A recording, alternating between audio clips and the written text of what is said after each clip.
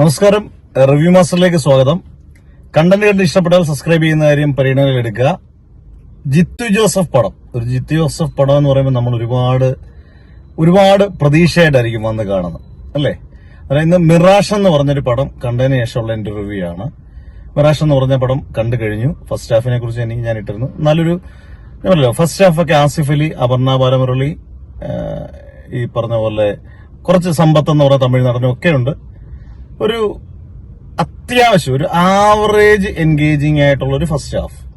Spoiler ഒന്നും പറയാനൊന്നുമില്ല. ഒരു ബാങ്കുമായിട്ട് നടക്കുന്ന ചില കാര്യങ്ങളൊക്കെ നമ്മൾ സ്ഥിരം കാണുന്ന പാറ്റേണുള്ള ഒരു ഫസ്റ്റ് ഹാഫ്.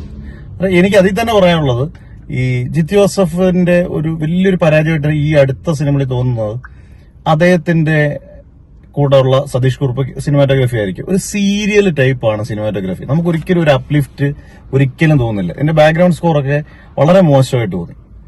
സെക്കൻഡ് ഹാഫിലോട്ട് വരുമ്പം നമ്മൾ പക്കാ ഒരു സീരിയൽ ഫോർമാറ്റ് തന്നെ ഫീൽ ചെയ്യുകയും എന്തിനോ തിളയ്ക്കുന്ന സാമ്പാർ എന്നുള്ള രീതിയിലൊരു ക്ലൈമാക്സ്. അപർണ ബാലമുരളിയും ആസിഫ് അലിയൊക്കെ എന്തൊക്കെയോ ചെയ്യുന്നു. നമ്മൾ ആൾക്കാരും ഇങ്ങനെ അന്തം വിട്ടിരിക്കുന്നത് എന്താണ്, കുറെ ട്വിസ്റ്റിന് വേണ്ടി ഏതാണ്ടൊക്കെ ചെയ്ത പോലൊരു ഫീൽ. ചുരുക്കം പറഞ്ഞാൽ ഇത് തിയേറ്ററിൽ മസ്റ്റ് വാച്ച് പോയിട്ട് ഒരു വട്ടം വാച്ച് ചെയ്യാൻ പോലുള്ള സാധനങ്ങളില്ല.